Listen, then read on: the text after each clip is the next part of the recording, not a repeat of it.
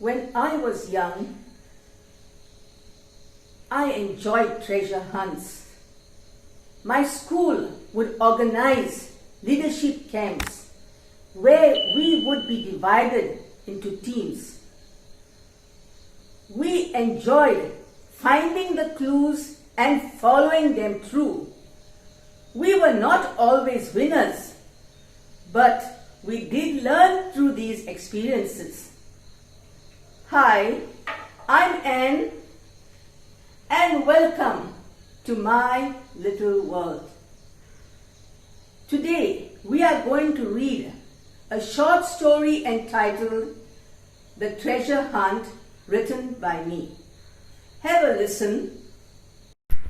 Mayur looked at the massive tower standing before him. It looked quite eerie. He looked at his watch. It read 5:30 p.m. He wondered, should I venture inside? Suppose a huge dragon should come out and start breathing fire. They are known to live in such places where they hoard treasures and have voracious appetites. He shook himself and reminded himself that he was now in 2018 and all of 15 years. Dragons did not exist. A voice from within him seemed to mock him. Mayur, it seemed to say, remember, this is a treasure hunt, and dragons hoard and guard treasures. He laughed. Am I going crazy? Come on, I've made it so far. It was just 3 days ago that an advertisement had appeared in the English newspapers. He had spied the advertisement on page 5 of the Navin Times, right at the bottom right of the page. It had read, a treasure hunt is being arranged by the Fantastic Five for teenagers in Goa. Those interested, please call, and a number was mentioned. Without thinking twice, he at once dialed the number. A sweet female voice had replied and given him the first clue. Hi, I'm Alice. In the capital city of Goa, very close to the river Mandovi, is a building called La Maria Goretti. You have to go to the restaurant opposite the building and answer the riddle posed to you by the owner, and then he'll give you the second clue. All the best. That was very easy. Who didn't know that Panjim was the capital city of Goa? And very fortunately, he stayed close to Panjim at a place called Miramar. But first, he had to locate this building called La Maria Goretti. His parents weren't at home. It was the summer vacation, and he was all by himself. He put some cash into his pocket and caught the bus to Panjim. He asked the conductor of the bus if he knew where the building was. The conductor couldn't help him, but suggested that he ask any rickshaw driver. He alighted at the ferry wharf and approached a motorcyclist. He wondered if this motorcyclist who took you to your destinations for a small sum of money like taxi drivers were peculiar only to Goa. Sure enough, the motorcyclist knew the place. He charged Mayur rupees 30 and was off. Mayur looked at the big building before him. Now he had to locate the restaurant Alice had spoken of. He looked opposite. All he could see was a small lane. He decided to try that lane, and sure enough, he came to a small restaurant named Pakiza. He met the owner, introduced himself, and told him that he was in the race for the treasure. The restaurant owner said, Ah, yes, the treasure hunt. But you have to answer a riddle before I can give you the next clue. He continued, if Newton's daughter is my daughter's mother, then what is my relationship to Newton?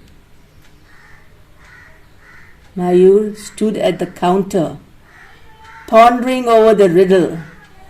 The owner told him to take a sit. After some time, Mayur went to the man and said, I am Newton's granddaughter. The man shook his head. Reading the consternation on Mayur's face, he told him gently, Son, you have the whole day to think. Take your time. Mayur requested him, Sir, could I have a paper and pen? Sure, was the response. Mayur sat at the table and after about a minute went up to the man and said, I have the answer. I am Newton's daughter. The man applauded Mayur and gave him the next clue. Mayur casually inquired if anybody else had come before him. The man politely told him that he was not supposed to disclose that. Mayur, with a copy of the second clue, made his way back home. He didn't know how many others were there competing with him, and he wondered what the treasure would consist of. With these thoughts in his mind, he reached home in time for lunch. His mom asked him where he had disappeared to. Oh, just learning the geography of Goa, Mom, he exclaimed. His mom looked at him puzzled. Really? Yes, Mom, I'm getting acquainted with the different places in Goa. Did you know that there was a place called... His voice trailed off into silence as his mother, who had been listening to him, hurried away no sooner she heard a message on her cell. Mayur felt sad that his mother didn't wait to hear his adventure, but gave more importance to messages on her cell. She shrugged his shoulders and decided to sit with clue 2 after lunch. After lunch, he went to his room. He decided to rest on his bed for some time and soon fell asleep. He found himself fighting with a ferocious dragon. As he entered the room where the treasure lay, the dragon spread its wings, breathed out fire, and swooped down on him and held him in a tight grip. Mayur tried to vanquish it with the sword he had in his hand, but the dragon tossed Mayur. Mayur got up screaming. He was on the floor and sweating profusely. He gave a sigh of relief. It was only a dream. His dad entered the room with his mobile in his hand. What happened, Mayur? He inquired in concern. Oh, Dad, said Mayur sheepishly. I just had a bad dream. A dragon held me in his clutch. Oh, said his father. You're reading a lot of this dragon stuff.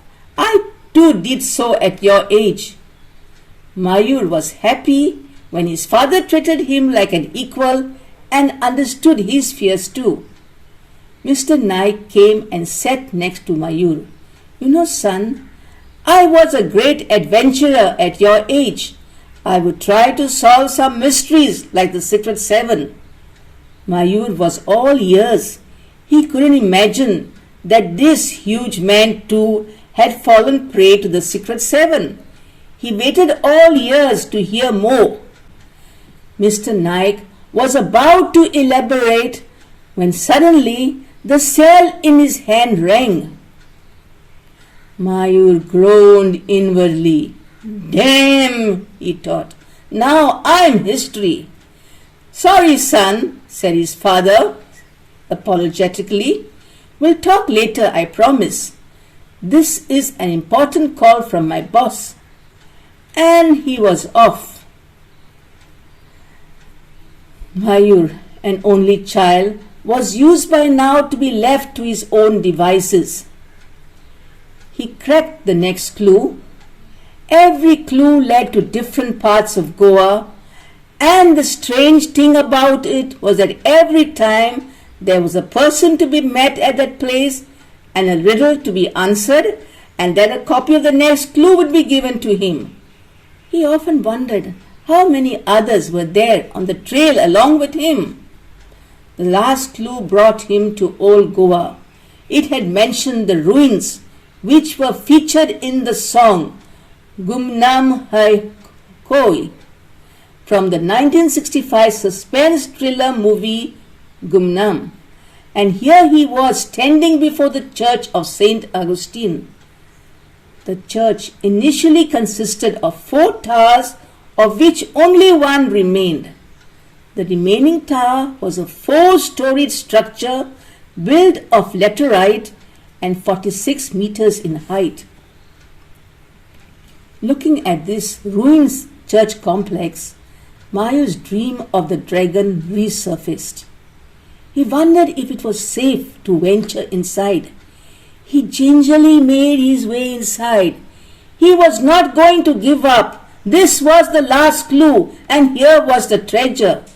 He had roamed the length and breadth of Goa, not to turn tail at the moment of success. As he peeped inside, he saw a table. On the table was a plate with some fried chicken. He stood stuck at the entrance. Disappointment filled his very being. Was this the treasure which he had spent over rupees 200 to run the length and breadth of Goa? Suddenly, he heard some footsteps behind him. He turned around. A boy around his age was standing there behind him looking at the table. "Is that the treasure?" the boy asked. "Hi, I'm Richard, by the way, and I'm 13. What's your name?"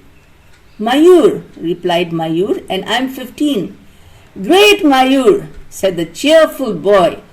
"I thought that I was the only one running after this treasure. Come, let's go and take a look at it. We might as well eat some of it too." And he laughed and moved towards the table. "Hey, these delights are not real. They are a good imitation in plastic. Really had us fooled now, right?" He turned to look at Mayur. "Come on, Mayur, cheer up. Let's just look around. There might be a dragon somewhere guarding the treasure." Mayur bounced back. Why to be disappointed when he now had a friend who, just like him, talked of dragons? They moved around. Then Richard lifted the plate. Under the plate was an envelope. He eagerly opened the envelope and pulled the paper from within. Mayur read too. "Congratulations for having reached the last stage of the trail. Call 98 for your prize. Put the paper back into the envelope and keep it under the plate." "Oh, I don't have a cell," muttered Mayur. "My parents have refused to give me one." "I too don't have one," said Richard, "but I borrowed this from my cousin." And he pulled a neat mobile from his pocket. "So shall we call this number? What say?" And he looked at Mayur. "Yes, please," said Mayur, "but the prize belongs to you. You spotted the envelope." "No, you were here first, Mayur. Anyway, let's see what the prize is." And Richard called the number. Richard was informed that he had to come to the office the next day to collect the prize. The address was at a building close to the passport office in Panjim. "Will 10 do for you, Mayur?" inquired Richard.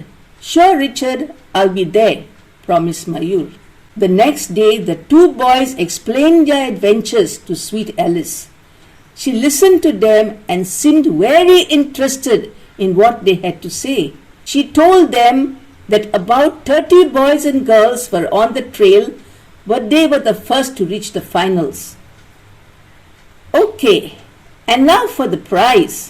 You get a gift voucher to purchase books worth rupees 2,000 from any bookstore in Goa, she announced. Both the boys looked excited. And you can buy dragon books too, she whispered in a conspiring tone.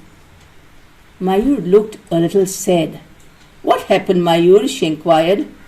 Oh, the prize really belongs to Richard, he confessed. No, you both get a gift voucher of rupees 2,000, she confirmed. In fact, all those who reach there get one too. Richard and Mayur gave whoops of joy and hugged each other. Later, as they stood outside the building, they exchanged addresses and telephone numbers. Boy, explained Richard, these halls have been the best holidays in my life.